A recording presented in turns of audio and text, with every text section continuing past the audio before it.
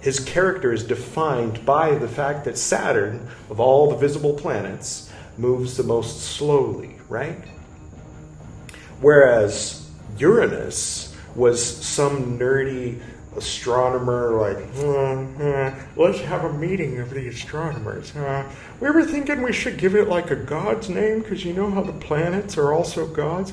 Oh yeah, or what should we call it? We'll call that one Uranus. Uranus was the fucking sky. Uranus and Gaia. Gaia was, I think Uranus was a Titan, right? Uranus and Gaia. Gaia was the earth, Uranus was the sky. And then he did some bullshit, so she had him castrated, right? And that's Uranus. Nothing to do with that. Had absolutely no relationship whatsoever with that. And then, there's another one. There's another. We need another god. What god doesn't have a planet named after him yet? Neptune. Neptune, ruler of the ocean on Earth. When you look at the ocean, you're looking at Neptune. You're looking at the domain of Neptune. That's Neptune's domain. Poseidon, Neptune, same thing, basically. You're going to name a planet after it? What the fuck is wrong with you? And then, there's a rock. There's a rock that for a while we're going to call a planet, and then we're going to decide isn't a planet. What should we call that one? Let's name that one after the god of the dead, brother of Zeus and Neptune, who raped Persephone and caused the seasons to exist. That's what we'll name that, like, oblong, weird rock thing that's smaller than asteroids after. Planetoids, right? So I'm not into it. When astrologers talk about, you're Pluto, I'm like, that's when I tune out. I know it's unusual. Perhaps I'm the only one. I don't know if I'm the only one. But for me, the 7 ancient planets, which includes the moon and the sun, I know they're not planets, but the 7 ancient planets. If you're going to talk about astrology, I'm only vaguely interested in a collective unconscious kind of level when you're talking about ancient astrology. Once you start talking about Uranus and Neptune and Pluto,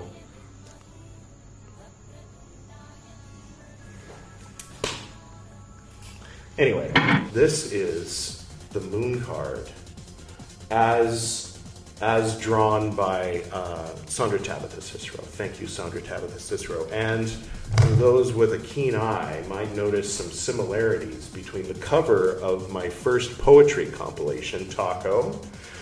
I can't point to the corner. Well, there it is.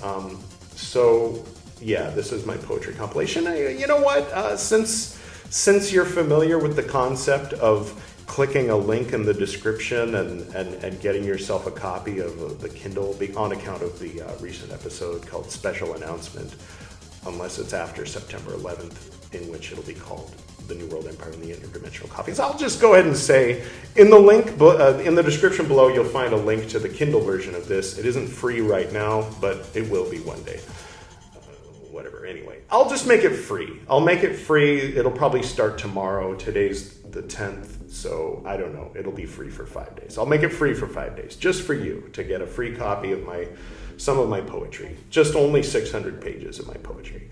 So, yeah, see, you got the two little, these little guys in the background. This is a subtle reference to the star card. See, you got the light blue star, kind of adjacent there. The star card is this path, and the moon card is this path. So anyway, once upon a time, when I was in Philosophus, which is the grade where you're working the paths, these 3 paths that lead up to this green one, and I decided, because someone had told me that this is where, it's like your dream consciousness. I refer to it as the filter that catches all the shit. Like, okay, in other words, you are in the eternal now, experiencing, this isn't true. It could be true. It's true on one level. This is just for the sake of the metaphor. I'm saying this. Don't take it too seriously. You are remaining in the eternal now and running through a holographic projection tape of this thing called time, right? And so what you experience as past is that part of now that you've already experienced, and what you experience as future is that part of now that you have yet to experience. And as the thing flows through you like a river, you have within your nature a sort of filter, like a coffee filter or a screen or whatever. And sometimes little crabs and shit get stuck in the filter. And so you find yourself walking around having nightmares about crabs and shit, metaphorically speaking. You know, whatever's in the river, gunk and rocks and dirt and, you know, beer bottles and whatever's in the river, you know, like... So the idea of path working, going into this card, is to eventually get to the point where your filter is clean again. At least that's the idea.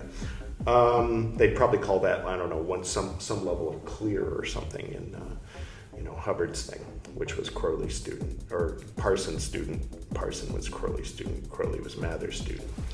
Mather's ring. See, it's all connected, or at least Scientology and Golden Dawn. What's my point? So there I was. I was inside this card. And you start out as this little crawdad, this little crab. You just come in sitting as a baby on top of this, and you arise out of the waters, and then you go on the path, and then this dog says, "Who are you?" And you say, "Well, for practical purposes, my name is Edward, but truly," or whatever you say. "I seek to learn that I may serve." And then the other dog says, "Follow me, scumbag," or whatever he says, And then you walk on the yellow brick road. But someone told me that you can confront and overcome your inner demons in this card, which is like one of many things that may or may not be accurate from whatever perspective, right? And so I went in and I got to the beginning of the path, and I was like, you know what? Instead of following the dog, I'm going to turn around. I'm going to go back in the water. I'm going to go backwards on this path into the water that you start out in. And there, I'm going to just say, all right, demons, come on, inner demons that are hiding underneath the surface and in the closet. I'm ready to take you on. I wasn't like coming from like a Jungian, I'm going to hug you. I was more like, I'm going to draw an earth-banishing pentagram at you, or hold up the banner of the West at you, and all this. And so I did that. And there were all these sharks and, these scary things and stingrays and whatnot. So then I don't know, I used a divine name or something, and and so everything swam away, earth-banishing pentagram, banner of the West, and everything was gone. Nothing was left except for this little crab, this little thing in a shell.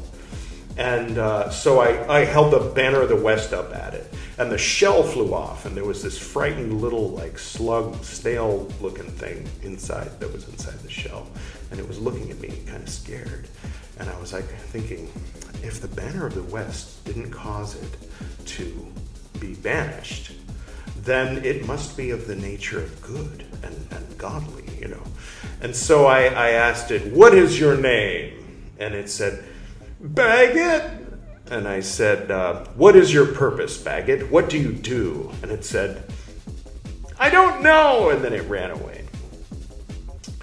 And then, oh, by the way, this is Baggett. Okay, so Baggett ended up, but because of that experience, I decided to make Baggett a character in the New World Empire, which you might have heard about recently. If you haven't, go to the Chicken Philosophy main page. I ran out of links. I used up the links in paths and stuff.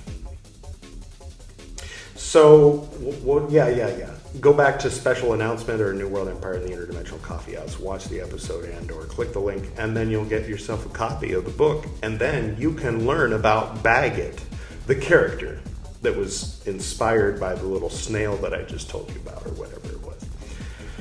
So then ISIS, not the terrorist organization, YouTube, algorithm, robot. I'm not talking about that. I'm talking about there was a goddess named Isa, or something like that, Aset, or whatever, a mother goddess, wife of Osiris, mother of Horus, sister of Nebutet or Nephthys, wife of Asar, mother of Heru. Anyway, so anyway, she shows up, right? And it's this sort of syncretization, this syncretized Isis. People have feelings about that, I know. Sort of an Alexandrian period, or like a post-Alexandrian kind of like combination of the Virgin Mary and Isis and, I don't know, Demeter or something. So it was this particular goddess that was the matron or patron or whatever of our temple. And she shows up. I think maybe I called on her, I don't remember. So she shows up and she says, "What are you doing here?" And I said, "I'm pathworking the moon card." And she's like, "No, what are you doing here in the water in the moon card?" And I said, "Oh, I was going to confront and overcome my inner demons." And she says, "The path is that way. That way. You overcome the darkness by moving toward the light.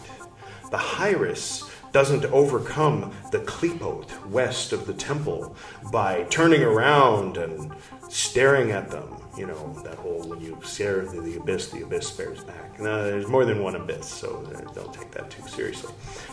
If you stare at the demons long enough, you become one, you know. That kind of thing. And anyway, no, he doesn't do it that way. He does it by keeping his eyes fixed on the Laman of the Hierophant in the east, and by maintaining that ray with Tifachet as he sits down at the base of Malkut, right? He sits down at the base of this one, and he's keeping his eyes on this one, right? And and so I was like, oh, okay. And so, and then I taught that to my students quite often, that you overcome the darkness by keeping your eyes fixed on the light. You overcome evil by keeping your eyes fixed on the good. And perhaps, maybe, I mean, because the Hieros is related to Philosophus, so maybe this is like specifically really good advice for someone on the Philosophus point in their journey. Or maybe it's good advice forever. This is where the thought becomes partially formed. Maybe it is hubris, spiritual hubris, to get to a point in your journey where you say, you know what? I'm so complete in my journey. The lead has become gold. I have become Osirified. I am he who is born in the body of flesh, yet in whom flames the spirit of the eternal gods. You know, and not only that, I have even transcended the entire egregore in which that alchemical perfection took place, and now I'm on a Buddhist journey, and so I'm like on the most hardcore Buddhist journey of all, of moving to India, and you know, like, I'm saying this is spiritual hubris, right? That leads me to decide, after all this time, after the wisdom of Isis was given to me, to turn around and look backwards into the ocean, into the darkness, into the Klipot of the 16th century and my own ancestral memories, and dive in and get to know one of the demons, and find out specifically what he said, in order to, I don't know what the fuck was the reason why we started reading this, but anyway, that's my introduction for today. I'm going to pick up where we left off in reading Martin Luther. All right, so, hey Edward. Oh, hey BT. Sorry, I won't take up too much of your time, but some folks might remember last time on Martin Luther part 17, I went off on a long tangent about pathworking the tree of life by way of entering into certain tarot cards. And well, since that episode, I have not only created a playlist, as Editor Edward mentioned, but I have created individual videos that are those portions, the actual guided pathworking portions with like interesting visuals. Okay, I'll let you get to your show. Yeah. want to get to it. Thank you, as always, for coming. And I can't understand what you're saying, Gwydion. What's up? Are you in the Black Lodge in Twin Peaks? No. All right. Well, I think you're definitely freaking me out, and you're probably freaking out some of the viewers. So I definitely would not recommend clicking whatever that link is. Bye-bye. All right. Well, it's the tears. It goes. I think I'll put Carl Jung at the top. The Secret of the Golden Flower stuff is like interesting and thought-provoking. For me, just right now, on the spot, I'm not saying that Sufism is better than Taoist alchemy or anything. Just as far as what I'm enjoying right now. Now that just with the qualifier that a couple months ago I wasn't enjoying Meccan Revelations at all. So it would have been below Secret of the Golden Flower. Hopefully, Editor Edward's doing this up above my head. So top tier is Carl Jung, of my favorites. We'll call that S tier. And then A tier is Meccan Revelations. B tier is Secret of the Golden Flower. And then, is that right? B and then C. Does it go C, D, F? C is Teilhard de Chardin, although I can put him in B as tied with... no, he's in C. And maybe if there is a tie, it's between Teilhard de Chardin and Secret of the Golden Flower. And then F tier is Martin Luther. Right now. Again, a month ago, 2 months ago, this might have looked a little different. But this is just how I feel in this moment. There it is. Okay. It's interesting how that whole scene was a dream within a dream, where the librarian didn't actually have him committed, but then after the experience of being committed for reading this Christian book and thinking the librarian's going to have him committed, then he goes in and he's like, yeah, well, you and I, we think that this is boring. Really, Carl's kind of wavering a bit. He's like, it's interesting. I mean, if you've been following, then like he met the anchorite, and from the anchorite's perspective, he was like too pagan. But when he met the pagan red man, he was too Christian. But then when he met them both together, and they had this weird dysfunctional relationship, and they both just thought he was the devil. And then he goes to the nihilistic librarian, and he's too Christian. And then he goes to the cook and gets along with her. But then he thinks the nihilistic librarian's going to commit him, so he goes back to the nihilistic librarian and says, yeah, you and I think Christianity is boring. So I don't know. It's interesting. It's interesting watching him go through this process. Hey, Editor Edward. Why am I listening to a man grunting? There's a woman's voice there, too, doing a kind of breathy, sexual sigh, like... So there is. You know how you always hear, Catholics talk about how the church is the bride and Jesus is the bridegroom? Right. Well, I figured this is basically what the wedding night would sound like, Makes sense to me. Good choice. Keep up the good work. I used to feed homeless people. I used to cook massive, and now I'm bragging about it, massive quantities of food, and feed at least 150 people once a month. For 10 years, I did that, driving the nuns, the Mother Teresa nuns around in their little blue van. Good times. Now I do it differently. I do Chicken Philosophy and Buddhist Books podcast. But I think part of, it's interesting because part of what drives me nuts is not wanting to admit that deep down I actually believe this stuff. And, but at the same time, acknowledging with the rational part of me how harebrained it is. And kind of being embarrassed about it and kind of wanting to dodge it a little bit. Because as I'm reading it, I'm also kind of the third interpretation is, well, how do I interpret that I'm doing this? because it was instilled in me to a great degree. Since there's no punctuation in the DNA, the closest they get to punctuation is the methionine doubles as a start. So the beginning of the word, let's say, is always going to be the same as a methionine, but it's not a methionine. So it'd be like if every word started with, like in Bhutan, they finish most sentences with la. So la doesn't have a meaning other than that the sentence is over. So in the case of DNA, it'll say methionine, and then it's like, okay, yeah, what do you want me to do? You want me to start a word? Yeah. What's the first letter of the word? Well, in this particular case, the first letter is methionine. So you say methionine twice. Once to let it know that it's going to start, and then the other, once it's started, you have to say it again if you actually want that to be the first letter. There's an old Portuguese mansion here. The Portuguese came in the late 1400s to Goa and took it from the Ottomans. I think they had it at the time, and kind of carved out this little state. Apparently it used to be Maharashtra. At least someone from Maharashtra told me that. So take that as you will.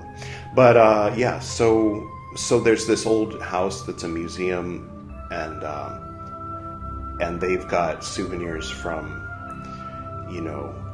West Africa and China, Japan, and as well as different parts of Europe. But it struck me as interesting to imagine that somebody got in a boat in Portugal, and of course they don't just go directly. There's no one-way flights from Portugal to Goa in whatever century, 1600s.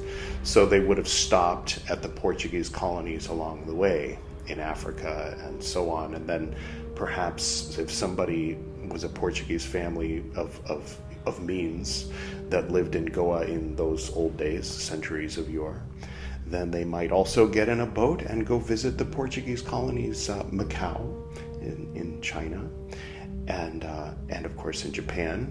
If you've seen Shogun, you're familiar with that. And collect little silver dishes, masks, statues. And so you go into this old Portuguese home here in Goa, India, and you find old statues, masks, and dishes from Africa and China and Japan. So there's some tourism for you from 300 years ago or so. One of the things, of course, Jung is known for is embrace your shadow. Those parts of yourself that you don't want to look at, that you try to ignore, that you try to pretend aren't part of you. You ignore them, and then they get worse behind the scenes. They affect you in ways that you are unconscious of, that you're ignoring. And worst of all, you become very harsh, judgmental, and hate-filled toward anything that you see externally that reminds you of your own shadow, i.e., not necessarily like your evil side, but yeah, probably. I mean, if you're a person who really likes having a reputation for being evil, but secretly you love kittens, and you hope that your grandma's okay, but you don't want to admit that even to yourself, even in your own thoughts, you push that back into your unconscious mind, then in that case your shadow would be good and your outward persona would be evil. So there's an example, an absurd example, but just to illustrate the point that the shadow self doesn't mean the evil self necessarily. In the music, the moment you own it, you better never let it go. You only get one shot, do not miss your chance to blow. This opportunity comes once in a lifetime. You better lose yourself. It was all the more important to stress this Christian doctrine of individual salvation precisely as the perspectives developed here became more unitary and more universalist. Yes, if you want to keep your frock on, or whatever priests wear, and you start to sound Unitarian and Universalist, you gotta reel it in real quick before people start calling you an Episcopalian. Or worse. Martin.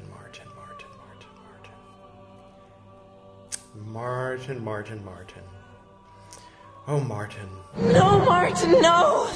Daryl Hannah. High Spirits. It's a good movie. Now we'll do the I Ching. Editor Edward, would you mind, could you choose a coin for us? Certainly. Let's see here. What do we got?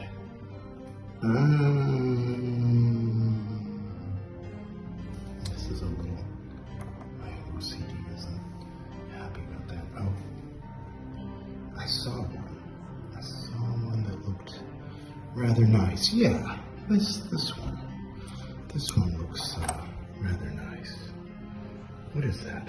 Oh, we'll use this one. Thank you. Very nice. So here, as you saw on one side, it says no cash value, meaning this was probably, I'm guessing, from an arcade. My intuition tells me it's from the arcade at Santa Monica Pier, but I could be wrong. It could be for a restroom as well. Quote, the meaning of the words, quote within quotes, to serve me, and quote within quotes, is, quote within quotes, to know me, and quote within quotes, end quote. To know him is to love him, and I do too, just for the record. Jatagataha Sambhrama Brahmanya